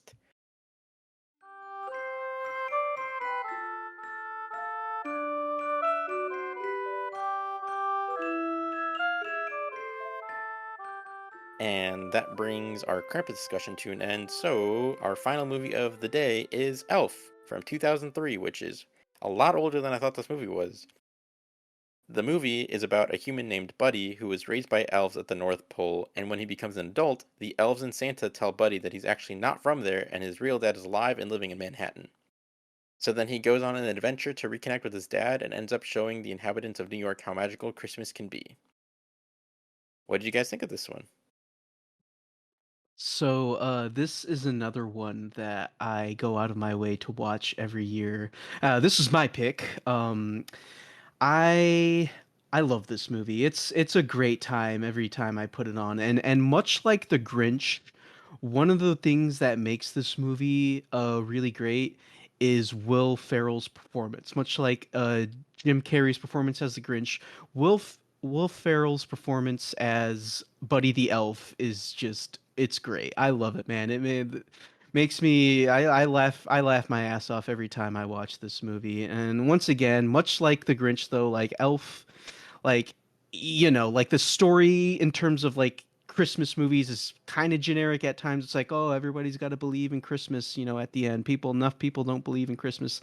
Like, yeah, all that stuff is kind of generic, but just seeing like Will Ferrell just go around with all this like you know, enthusiasm that most people in New York wouldn't have. Like, Will Ferrell's innocence is what really makes his character great in this movie. Like, I love that one part where they're he's like traveling through New York for the first time, and there's that sign where it's like world's best cup of coffee. Then he goes and he's like, "Congratulations, the world's best cup of coffee," and then he just like stares at that random guy and he's like, "Hi." It's just like, just the way he performs in those scenes with because he's a grown adult with like the innocence of like a 7-year-old. It's hilarious. I love it, and I enjoy putting this movie on every year. It's one of the things I always look forward to every Christmas is doing my umpteenth rewatch of Elf. I love this movie. That's nice. Yeah, this is definitely a Christmas classic, and it's definitely a Christmas classic for a reason. Um, like you said, I mean, it's just yeah, sure, it plays with pretty cliched and traditional Christmas ideas and whatever, like oh, you gotta believe, blah blah. But it's sweet and it does it well, and it does what it's supposed to do very well. So it's hard not to enjoy. Plus, there's a lot of like funny moments and silly bits, like you said, just from the sheer craziness of watching an adult man basically being like a 7-year-old doing all these crazy things. So I agree. That I mean, you did a good job. That kind of wraps up my thoughts on the movie as well. Um, but I liked it more than I remember it liking. It's been less long since I watched this than it has been since like when I watched The Grinch. Like I haven't watched The Grinch since I was a kid. This was a movie I basically was forced to watch for years, like every year because of school. For some reason, somehow, probably since like middle school, I like there was always one class where somehow they'd find a way to play this movie, and I always had to freaking watch the movie. And I don't know, like it's a good movie, and I really liked it when I first watched it. But there's, for me at least, like there's only so many times you can watch it, and it's like okay, there's so many other Christmas movies. Can we please watch something else? But that's just me. My God, Um, with that background, I'm surprised you even like this movie. well, like I said, it's been a while since I watched it, so it's okay. It's a good movie. It's probably one of the best Christmas movies, at least like American Christmas movies. I don't know about foreign Christmas movies, but yeah, it's fun. It's funny. There's a lot of fun bits. I think my favorite part is towards the beginning where he gets taken by the manager to the store. He's like, "Hey, come here." He's like, "Me?" He's like, "Yeah, come with me." And then he's like just assumed to be like a worker at that store, and then he spends the night like making the store like all prettied up with like all the decorations, and then he builds all the freaking Lego sets and stuff, and then the next day he goes and talks to Joni? Jovi? Is it Joni? I'm Jovi with a Jovi, V. okay. Yeah, Yeah. Jovi. And he goes and talks to Jovi, and then she's like, "You did this?" And he's like, "Yep." And then the boss comes, the manager. He's like, "Hey, we think corporate sent someone to make us like look bad and blah blah blah." And I was like, "This is such like an accurate, I feel like, response to like how a retail manager would react." So I don't know. I just thought Yeah. that was kind of funny. I just want to say real quick, probably my favorite scene in the entire movie, and this gets me every single time, is when Santa comes, but it's like a mall Santa, so it's not the Yeah. real Santa. And just Will Ferrell's delivery is just so good. He's like, "You're not Santa. You sit on a throne of lies. You smell bad. You don't smell like Santa. You smell like sausage and cheese or something like that." It gets me every single time. I love that scene so much. Yeah, I think you're right. That's probably the best scene. I kind of forgot about that one. I just really liked the Yeah, other one before, but just, yeah, no. just how serious he is too. It's just, ew, you smell bad. Just I love it, man. I love that scene. And then it's like he like pulls the beard away. He's like, oh my god, oh my god, and then he like exposes it, and all the kids are like, Yeah, they're just screaming. exactly. But yeah, just Would to wrap up. Oh, sorry, what were you gonna say, Miranda? would you like to know something interesting? Sure. So Sure. so in Elf, the store they're at is called Gimbel's. And it's a big retail store. kind of like a Macy's. One of the questions that popped into my head while rewatching this is like, why didn't they get Macy's? Well, apparently Macy's Santa Claus is the real Santa Claus. So, Ah, if okay. they wanted Macy's in the movie, Macy's wanted that scene where he confronts the fake Santa Claus out of the movie because the Macy's Santa Claus is the real Santa Claus. So that's why they went with Gimbal. Now, I don't know Oh if they my still god. exist, but yeah, so I am interesting thing there. I am so glad they went with Gimbal then because like I just said, I love that scene. It's probably my favorite scene in the movie and oh my god, to think that that scene wouldn't be in there because Macy's didn't want it. Ugh. That scene is important to the story they're telling and to like Buddy's like character development or like how he perceives the human world. Um so they like had to keep that scene in, so that's why they switched department stores. Interesting. Also, yeah, it is. Also, another interesting thing is so in this movie there's this really weird scene with Buddy singing while Jovi's in the shower. And I was like, why are there showers in a locker room in this department store? Apparently, back in the day, they just had locker rooms and showers and stuff like that. So, like houses didn't have showers or like apartments didn't have showers at the time. So like you would just go to work and get ready and then go to work and do your daily tasks and then, you know, use the locker room and then go home. So like in like machine shops or whatever, they you get to work, put on your uniform, it gets dirty and messy and then you can leave it. Some places you can leave it there and they can take it out for cleaning. So you don't have to bring that stuff home. So that explains why there's a weird locker room shower thing. Doesn't explain why he's in there though, because that's just weird and creepy.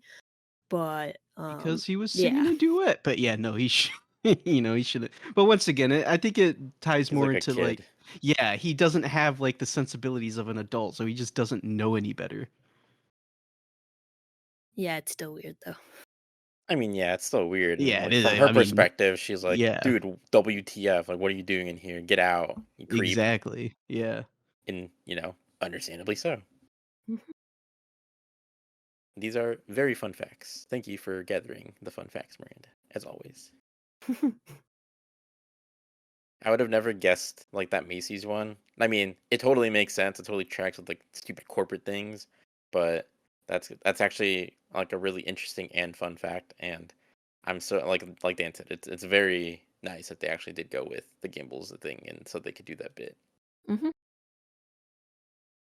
But yeah, just I basically already finished all the rest of my thoughts. So, what are your thoughts on the movie, Miranda? Other one that gets put on a lot and is watched a lot. I've seen it several times. Um, but like I get a lot of secondhand embarrassment from this movie now, especially when he's on the streets of New York and he's just like messing with people because those are just real people that they filmed and just had him go up to and like bug and like that's real street gum he's eating. That's not like props or anything. Like it just makes me like have secondhand embarrassment. Um so I don't particularly like it. That um I just want to say real quick that makes sense because like cringe humor, like I'm somebody I enjoy cringe humor, so like I find a lot of fun out of it, but I there are some people out there that yeah, they're just not into like cringe humor, so I can understand that.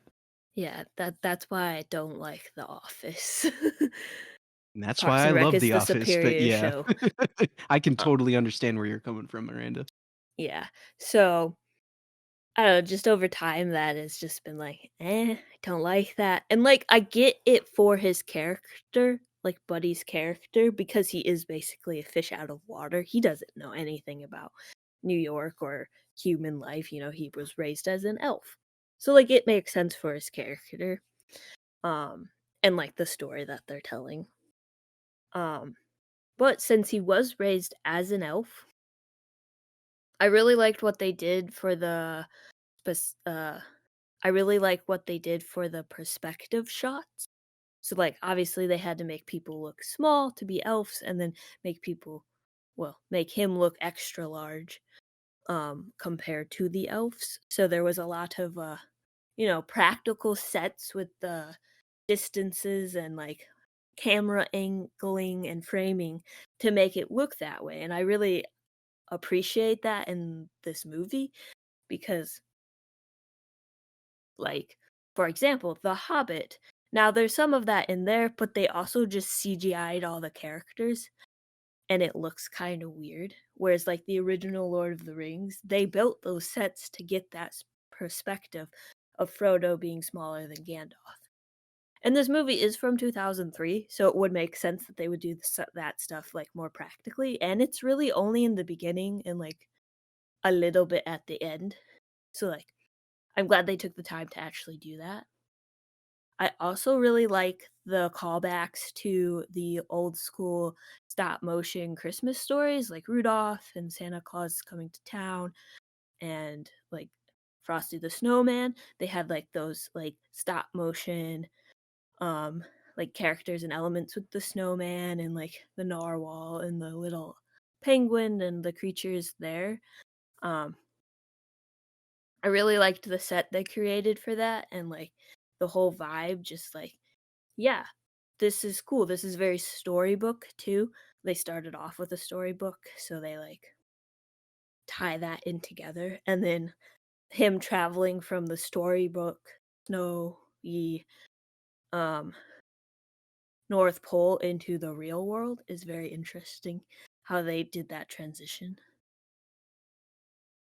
But Santa basically kidnapped him and like nothing comes of that. Like what did the orphanage do? Just Yeah. a kid went missing. What happened there? I don't know. I mean, I imagine maybe they put out a police report or something, but since he's in the North Pole, nobody ever found him, so Yeah. just ended the investigation there. Yeah, and also did he walk all the way through Canada and not Y- like come across people? I mean, I know Canada is very wilderness, but like how did he do that and not come across any other people until he got to New York? Well, I I guess have he no goes through idea. that tunnel, but again, applying questions to a movie that no one has thought of answering or I'll get an answer to. He did meet a raccoon, though. He did meet a raccoon. Another funny bit. Yeah. Yeah. I love the fact that you can tell the switch between real raccoon and fake raccoon. Yeah. It's kind of it's kind of like the effect that like old cheesy movies have like when a character falls from like a really great height and you can tell it's like a dummy. Like I love it when stuff looks obviously fake like that. I find it hilarious and a little charming at times. Yeah, when they do like body like dummy gags like that, that always cracks like the crap out of me. It's so funny. Yeah, it is, dude. It is. Like the ragdoll physics are hilarious, but Yeah. um I guess like a couple of things I forgot to mention was I love like claymation style looking animation or like stop motion animation looking things. So I really like the animated creatures at the beginning of the movie. Um I also like that they had like practical looking I also like that they had practical effects at the beginning of the movie for like the North Pole like Miranda said. And then another favorite scene of mine is the mail room scene. That's a really fun scene as well. Yeah.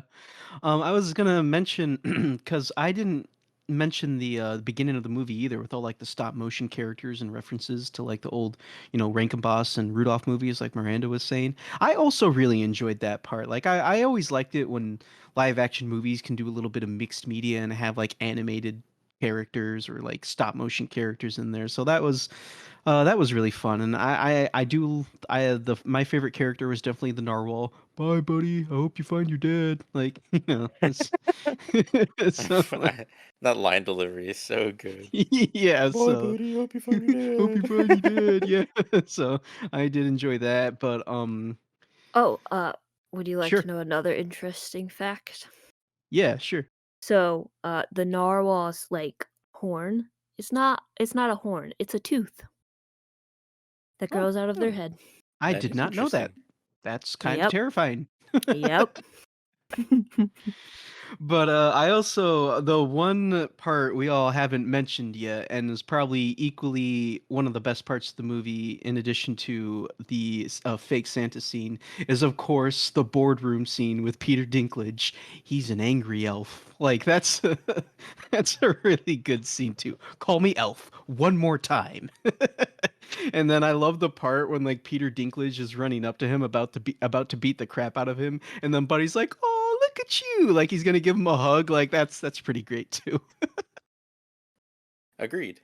But so I have a question for you guys. Do you guys think that this is the best Christmas movie yet? Do you mean out of the three movies we've reviewed, or just out of Christmas movies in general? Out of Christmas movies in general. But we can rank both. We can rank the movies that we chose and then also just in general. Okay. So out of movies that we chose, yes, I would say out of the three movies that we've looked at, I personally feel like this is the best one. But then again, this is my pick, so like, this is the one that I like the most. But I would say out of Christmas movies in general, no. My personal favorite Christmas movie of all time, as of right now, is probably Klaus on Netflix. I love that movie. I Good adore pick. that movie. And I would have picked that movie, but I know that you don't watch a lot of Christmas movies, Udi, and that's probably a pick that you're going to go with sometime in the future. So I'm saving that one for you to pick. Yes. Thank you. That'll be my movie. Not to spoil things, but probably next year. But what about you, Miranda? What do you think? No to the best one out of these three, and no to the best one of all time. I Your think favorite is Krampus, right? uh no. It's the Grinch. Um I just want to say real quick, I have a feeling out of the movies we picked, all of our favorites are going to be the ones we chose. You'd yeah. be wrong. I mean, I don't really have a favorite Christmas movie, so but I think The Grinch is a better movie and a better story than Elf is. Um Elf is okay. It's definitely not the best Christmas movie of all time. There are definitely more interesting uh stories out there that don't revolve around the cringe humor and um like It's a Wonderful Life. That one is really good. I've only seen it one time, and I mean, there's the future too, so who's to say what is the best Christmas movie ever? Because they're always making new ones. I just want to say, Miranda, because I wanted to mention this earlier. If you are not a fan of cringe humor, never watch Nathan for You. You would not like that show. Yeah, definitely not. Okay, well, I don't know what that is, so You don't need to know. Just never watch it. okay. I will put it on the list of things not to watch. So I guess for me to answer this question, I actually also think that Elf is the best one from the movies that we chose ourselves. Really? I Okay. do, yeah. I mean, like again, like I'm not a huge Christmas person, and I don't care really to watch Christmas movies on my out of my like own volition. Like I'll watch them if someone's like, "Hey, let's watch them." I'll be like, "Okay," but I'm not dying to watch them or anything. But after rewatching these, yeah, I just had definitely had the most fun time watching Elf. It's a movie that has aged incredibly well for the most part. Like from a technical standpoint, there's not a lot of like bad, poorly aged humor for the most part or anything. The performances are still pretty good. The story's still pretty funny. Like there's just a lot here that is impressive and also just fun and yeah, I really liked it. Um, so it was good to have a break away from it because I haven't watched it in a few years, but I was happily I was surprised. It was a nice little surprise. So, um, and then oh, were you gonna say something, Dan? I was just gonna say, much needed break after watching it year after year at school, huh? Yeah. Oh my God. Well, again, it's like That's my I don't know. That's my big like, I understand people having traditions and, like, if that's, like, a thing, that's cool, I'm not trying to bash that. But, like, for me, it's like, I would have rather watched, like, another Christmas movie because there's so many like, I remember I hadn't watched A Christmas Story until I was in, like, late high school, and it's because, like, I mean, we would watch some Christmas movies or something at my house or whatever, like, of course, but and at the time, like, I think growing up, my favorite one was probably the Polar Express, but I mean, I don't know. Even I don't even think that that would be like like too high of a favorite of mine at this point. But but yeah, so like I hadn't even watched that. I haven't watched a ton of them. I'm not gonna list them all because I don't want to waste time. But yeah, so like at that point, it was like I was like, please just show anything else. Like I understand this movie is good, but please, for the love of God, there's so many other movies we could watch instead of just watching Elf year after year after year. But as far as like best movie ever for me, like this movie, um, I don't know. I feel like I would agree with Dan. I've also only seen Klaus once, but I really liked it. I really liked it, and I was like, I mean, I feel like far and away, like it was probably my favorite Christmas movie I'd watched till that point. So that's probably still gonna take the cake for me, but I need to rewatch that one to be sure. But I have the feeling that Klaus is probably still my favorite as well. Just say it is. Just say it is. Yeah, sure, why not? It's my favorite. Why not? Yeah. Screw Krampus. Klaus is my real friend. I mean, Klaus is really good. Like I said, I adore that movie, so I'm gonna be biased towards it. But yeah, do you guys have any other thoughts or comments or questions about this movie? Trying to think of like more good. I don't know why, but like the way like he would eat, he would like eat like these crazy like sweet foods or whatever, or he would do these like weird combinations. There's one scene where like he's like pouring like maple syrup over spaghetti and then just like I don't know, he makes it look good in that scene. Don't get me wrong, it would probably taste like crap, but just like the way he's like pouring the syrup over and the way he's eating it, he makes it look good. Even as a kid, I've always gotten like it makes me like lightly nauseous just watching those scenes. Like I Yeah. don't know, I like sweets, but that just seems disgusting to Yeah, me. no, the what he does is like way overboard. It's yeah. To your point though, Dan, I will say like if it looked like they're like just cooked noodles like without any flavor or anything. So if that's the case, like it would be a weird combination of elements because it's just like slippery noodles and then like sweets and chocolate and stuff, but like it probably wouldn't be that awful. It would just be really, really sweet and like a weird combination of textures in your mouth, but and it Yeah. you wouldn't get like the whole spaghetti and meatballs like taste in there, just like bland noodles. So Well, yeah, that's what I'm saying. Because I'm trying to like remember what just regular like noodles taste like, and you combine that with like candy. I don't know, man. I'm pretty sure Binging with Babish tried it, so if you're ever bored and want to look up his video on YouTube, I'm pretty sure he tried like the exact creation that Buddy eats, and then he makes a like gourmet version that actually tastes good. Interesting. I'll have to check that out. I always Mhm. like to go back to his bubble bass order video every now and then.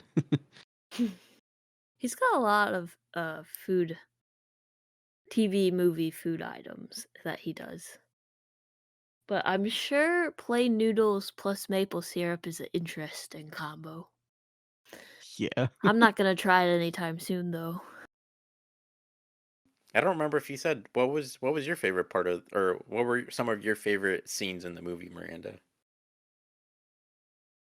The beginning at the North Pole with the like the um perspective shots and the stop motion. Those are really cool. Okay. Um, though they make the New York cops on horses look very menacing and terrifying. They Like do, yeah. it's a weird like shift in like genre, I guess. So that's always interesting to like see, and I think it actually works well for those scenes. To like make them look like evil, like they're like we hate Santa so much we're like the bad guys trying to hunt him down type thing, And which is what they were going for. So, I also like how their entire reasoning for hating Santa is because he just put them on the naughty list and they never forgave him. I mean, I feel like you can improve yourself and then get off the naughty list and back Oh, onto not the these good people. list. They seek No, vengeance. apparently. Also, to comment on that scene a bit, I love that one part where they're doing the news report and they're like, "We don't know what's going on in Central Park," and like they got that picture of Buddy, but it looks like the famous like Bigfoot picture. Like, I like that little reference right there. Maybe he is Bigfoot, but probably not. Maybe he's not hairy enough though. I mean, he definitely could be Bigfoot, but he probably isn't Bigfoot, so, you know. I think they probably did that on purpose, though, to make him walk that way in the woods as a reference to the, like, Bigfoot footage. But did you guys like the Central Park scenes, like the chase through the woods? I mean, yeah, I thought it was fine. I mean, it's not one of the more memorable parts of the movie to me personally, but I mean, I thought it was fine, and like you said, I like how they make just the park rangers look like these menacing, like evil creatures. Like they kind of remind me of ring wraiths from Lord of the Rings. So, They do have that vibe.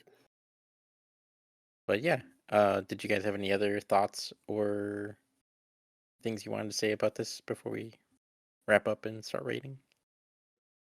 not that I know of. Other than that, now that I think about it, I saw this movie in theaters. Now that I'm really thinking and digging deep into my memories, Wow, we went to go see this movie when it came out in theaters. I remember. Also saw the movie Fred Claus in theaters. That movie sucked. Why did we go see that? is that like a Fred movie? No, it was a Vince Vaughn movie. It was the premise of it was that Santa Claus had a brother, and he was like this outrageous like party goer or whatever. Called in his name was Fred. So Fred Claus. Paul Giamatti played Santa in that movie. Incredible. Not Paul Giamatti. Which, for those of you who haven't watched it yet, definitely check out The Holdovers. We're not going to talk about it in this Yes, I episode, want to watch that movie. but it's very good and it's Christmassy, so it's on topic. But go watch it right now, right now. Okay. Anyway, but yeah, if we don't have any other thoughts or comments or fun facts or anything to add, then let's get on to rating. Miranda, what would you rate this movie? I'm also gonna give this one a 3 out of 5. You know, it's a pretty decent movie. It's got some interesting like elements going for it. Um uh it can be funny at times.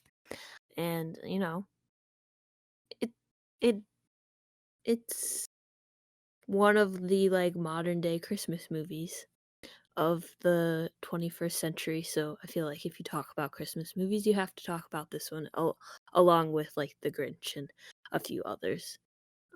Like Klaus, like we've mentioned, that one is really good. But yeah, so 3 out of 5.